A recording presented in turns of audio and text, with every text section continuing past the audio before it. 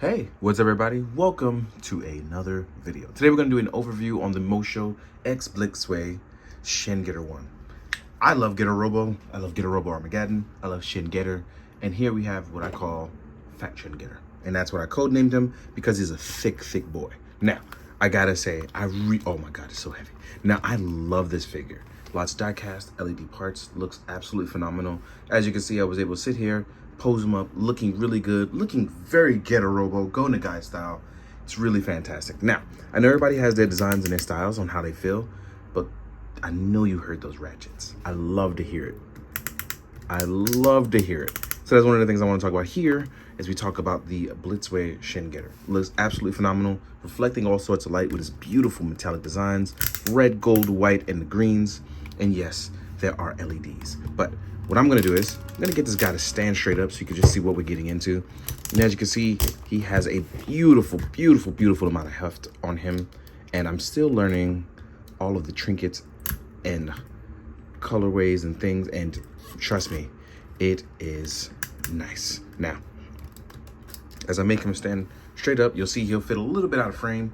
So what I'm gonna do is I'm gonna lift up, and we're gonna talk about it. Now, this figure, it's hard to explain how beautiful it is. Then we have beautiful rocking shoulders. We can look up, we can look down, we can tilt just a tad bit. We can shake our head no, right? But just the overall demeanor of this figure looks so fantastic. I'm not sure what else I can possibly say about it. So I'm just gonna show you. We have these beautiful lightning claws. That's what I'm gonna call them, lightning claws. Now, there is a beautiful gimmick to it, right? Because we also get, like, I don't know how to explain it, but they did something here that just allows it to look and function really well. Such a clean design. Even where you break in the design at, it looks really good. I'm at a loss for words, honestly. Like, it really is. Like, I'm gonna see if he can, and this is us just lifting our leg up. This is our knee joint. We have that bicep swivel. I'm sorry, not bicep, thigh swivel. We have an upper rotation that goes left and right. We can tilt backwards, can we? Yep, we can tilt a little bit forward. And as you can see, the ankle joint is also on a rocker. This is utterly beautiful. Now, the accessories on this really would do it for me as we sit down and talk about it. Now, one of those things being the LED. Oh, this is so clean.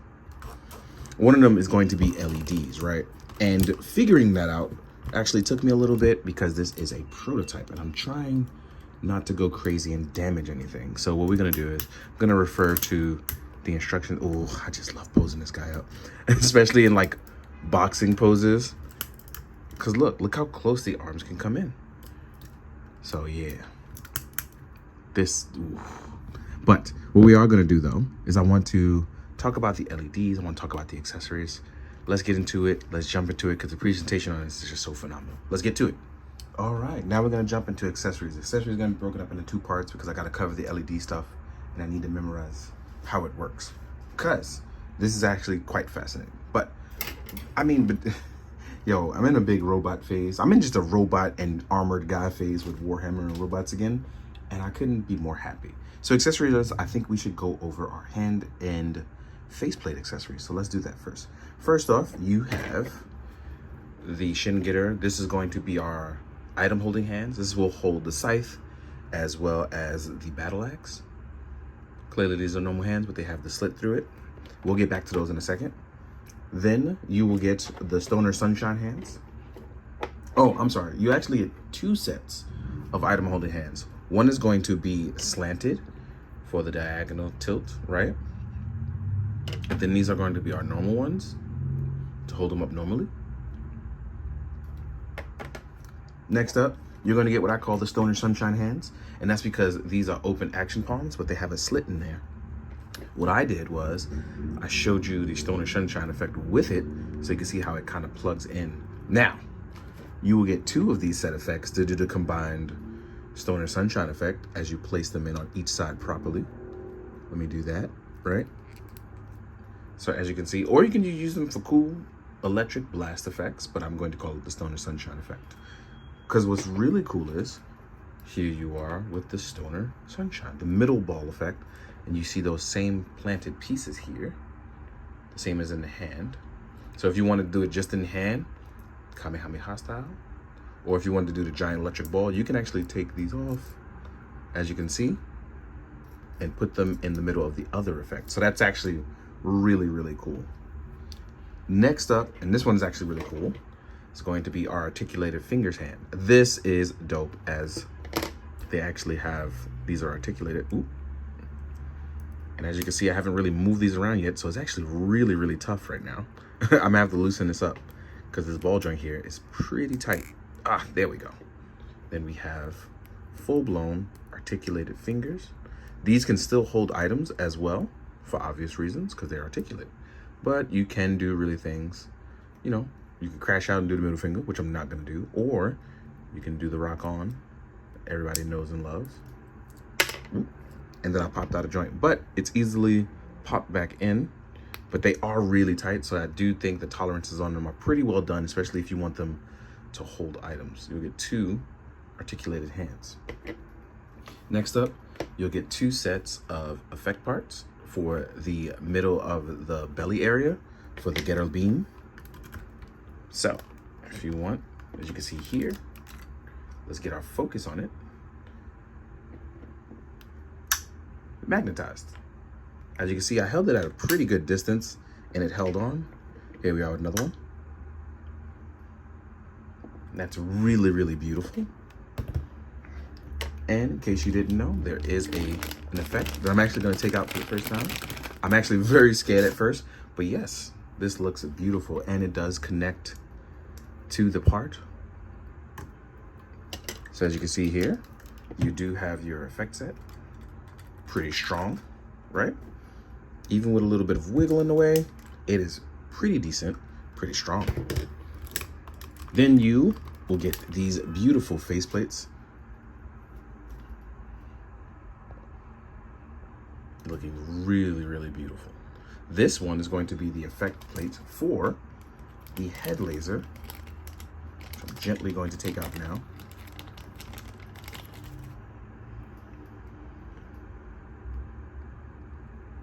Oop, I got it upside down because it's supposed to slide against the, there it is. Look at that. I'm gonna pop that off. Then you'll get 2 more faceplates. One of them is going to be the looking over the left-hand side for Shin Getter. Oop.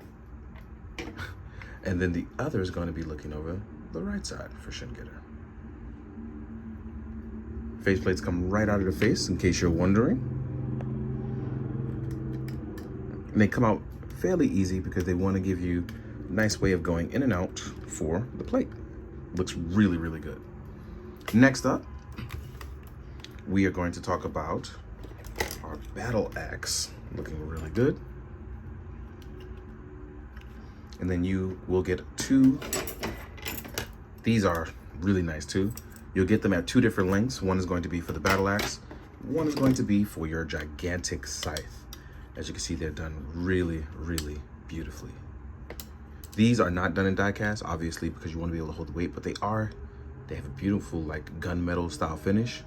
The black highlights as well on each piece.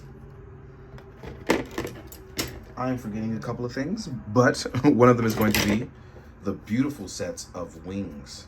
Because they come in styrofoam, it was hard for me to get all of the styrofoam out.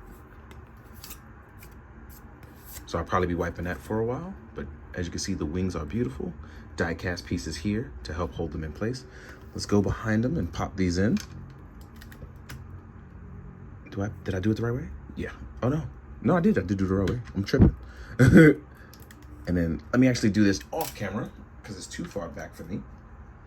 But yeah, man, this is pretty crazy that we are in a point where going to guy stuff is making a full-blown like resurgence in a great way, and I'm really, really here for it. Oh wow, this is actually tougher to get in than I thought.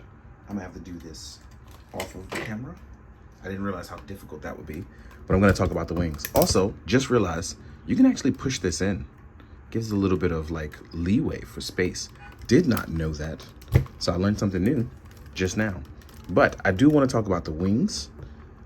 So I'm not going to be like the pair and just skip over it. But you do get two beautiful wings. And because he weighs way more, I don't have to worry about these being weighed down by him. But I did have some trouble popping them in. The tolerances are very, very tight. But I'm going to try to do my best to talk about it. But as you can see, these can rotate around with little to no issue.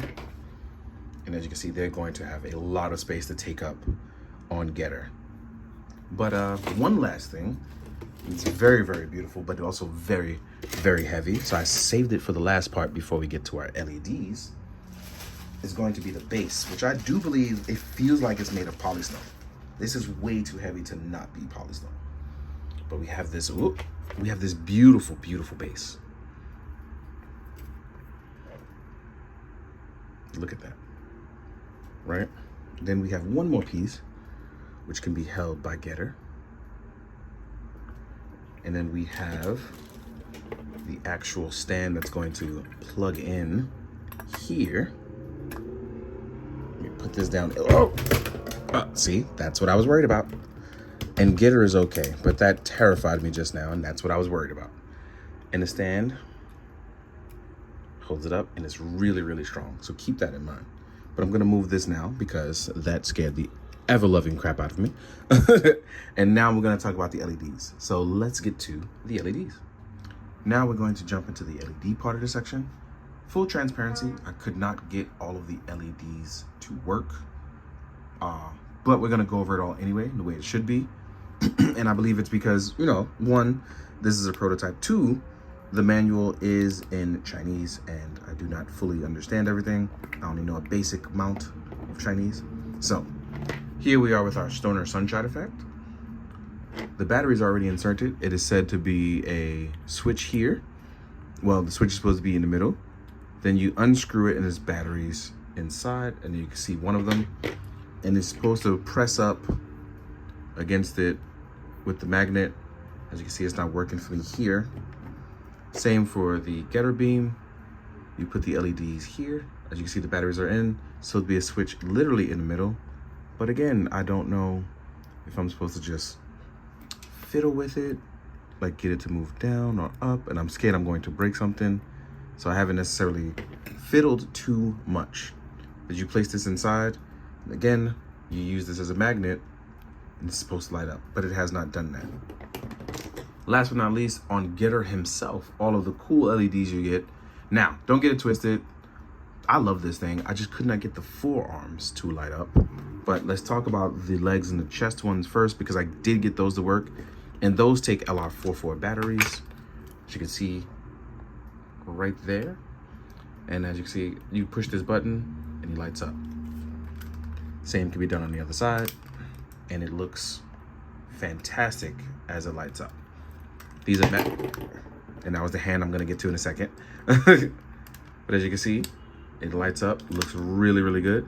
If you're having trouble aligning, what you do is you follow the little crease here and align, because it's magnetized. Boop. Boom. And that's very simple, and that's how it works out for you. I'm gonna leave those lit, and that was the forearm one that I was trying to get to.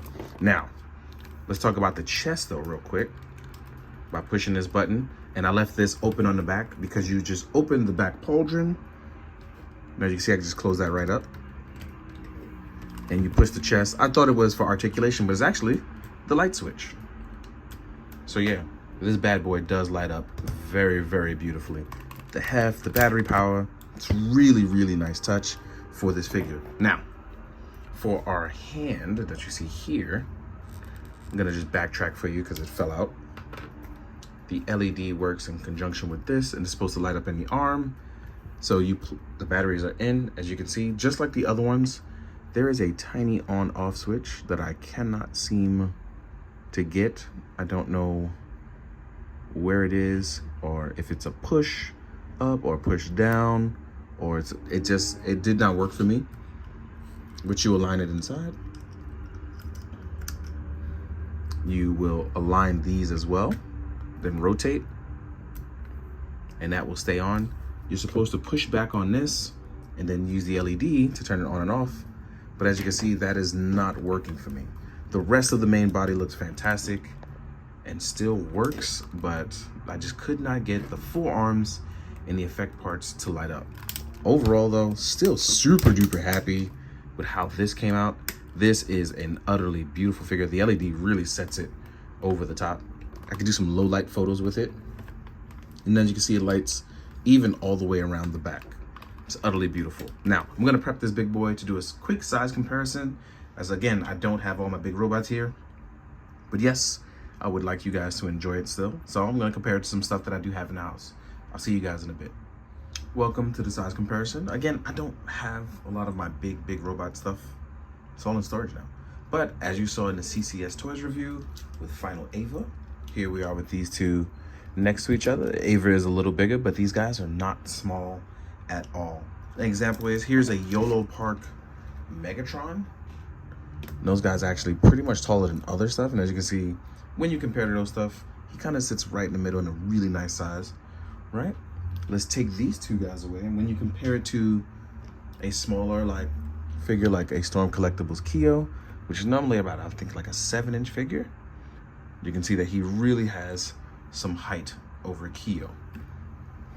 And then when we take this big boy away, one more thing I want to compare to, and I feel like this is fun to do so with, I'm going to compare it to a Masterpiece Megatron, which is a really big toy, but also just fighting dinosaurs in an Armageddon just feels like a very Megatron thing. And as you can see with a Masterpiece Transformers Megatron, how it kind of scales out. So yeah, this has been a really fun overview of the prototype of the Blitzway Moshow Shin 1. I'm very excited to see what else continues to be made from this line.